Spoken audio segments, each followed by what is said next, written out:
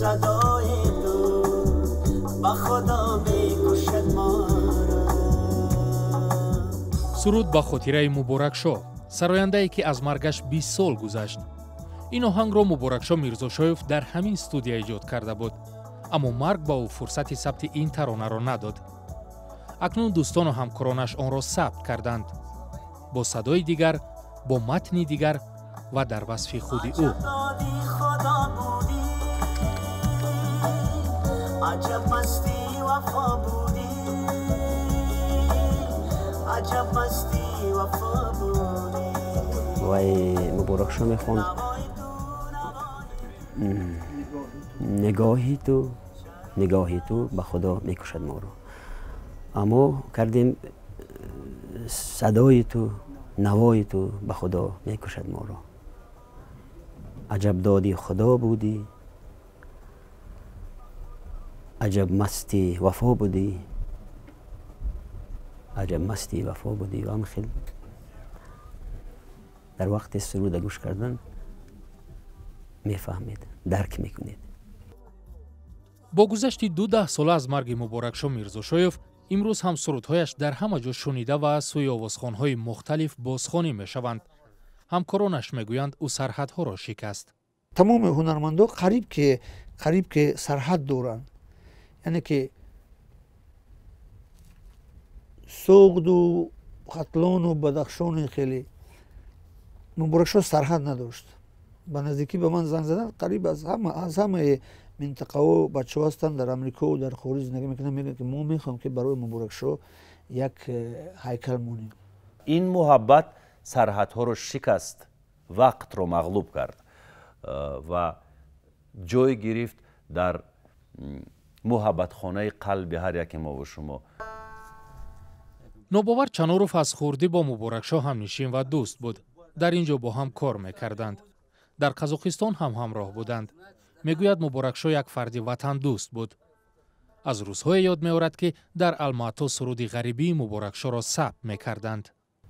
وقتی که مبارکشاه سرود غریبی را میخوان، در خانه ثبت کردن اینا.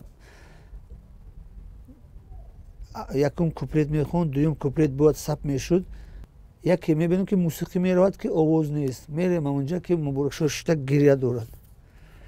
بعد در یادم است که گفت که من میروم از اینجا، گرچه که در الماتا علاقه بسیار شهرت پیدا کرد، معروف بود.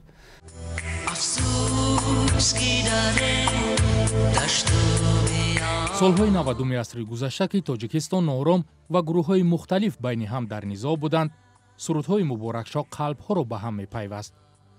با نقل همکارانش، آهنگ‌های او تسکین بخش دل هزاران تاجیک گریزه دور از وطن بود. در کنسرت‌هایش همه می‌رقصید. وقتی که من یاد دارم که وقتی مبارکشاه برآمد به صحنه، اون آدمایی که سلو به دست سلو پرت افتند، اونجا به آب بود، یک کول بود، اونجا با یک بسیجه بود، کول بود. در همون درون همون در آمدن رقص کردن، شوخی کردن. با من دیدم که همه مردم اشک میریختند.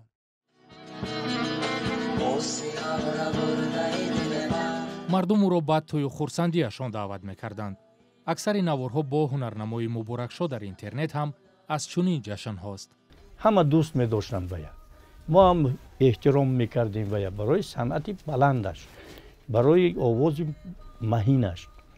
و در توی عروسی و دامادی فرزند من، فرزند کلانی من، در خدمت مبارکشاه بود.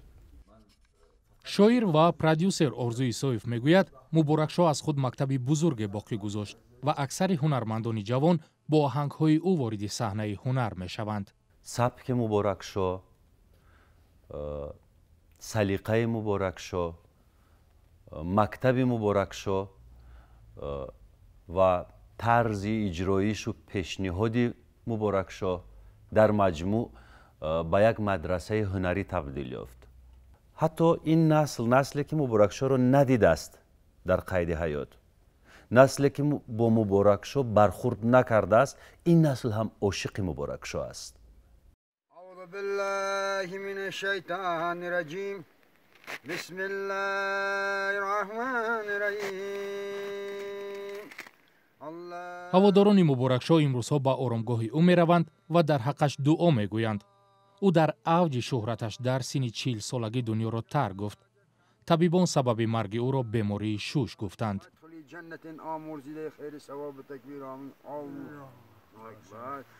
як ҳунарманд шоир мо будорем дар Бадахшон, барои ман бузург аст, Лидуш Ҳабиб. اونم خیلی از دنیا رفت. بعد در یک مصاحبه‌اش میگه که خطاگی من این بود که من همه جا میرفتم و همه دوستی میکردم و همه به من میریختن، من میخوردم. اگر عمر دوباره میشد من دیگه با یگان مهمونی نمیرفتم. یعنی که این محبت بود، ولی مشکلی نداشتن. مبارکشاه یگان مشکلی نداشت. خانه خوب داشت، فرزندان خوب داشت، اویلای خوب داشت، گروه خوب داشت، همه دوست می داشتن، ولی همون محبت آدم از زیر میکند. زیوز بلیز نمین است. وقتی که هنرمند یک سودا پیدا میشه، بعد یک جو تو خرسک میزنن، دو جو خرسک میزنن، تو حتی همین است که مثل در گوشت میگن که تو خدا هستی، تو بزرگ هستی. بعد ببین که آدم چی میشه. بعد میزنن بعد تمام. ҳанӯз аксари таронаҳояш сабт нашуда буданд. бо сабти чанд тарона ӯ тавонист дар дили мардум ҷо гирад ва ҳарчанд унвоне надошт, аз ӯ ҳамчун ҳунарманди мардумӣ ёд мекунанд. мардумӣ будан ин фақат унвон нест. мардумӣ будан ин фақат санад ё ҳуҷҷате нест ки дар як рӯзи махсус ба дасти ҳунарманд месупоранд ва эълон мекунанд ки ин ҳунарманд мардумӣ шуд. на, ин нест. мардумӣ бояд дар қалби мардум аввалан ҷой бигирад. яъне дили мардум, дилҳои одамон аз ҳама муҳим аст ки ин дилҳоро ба даст биёрӣ. муборакшо, ман фикр мекунам ки пештозтарину пешгомтарин ҳунарманде ҳаст ки қабл аз ҳама ӯ муҳаббати мардумро ба даст овард. نوای جاودان تو، صدای تو، نوای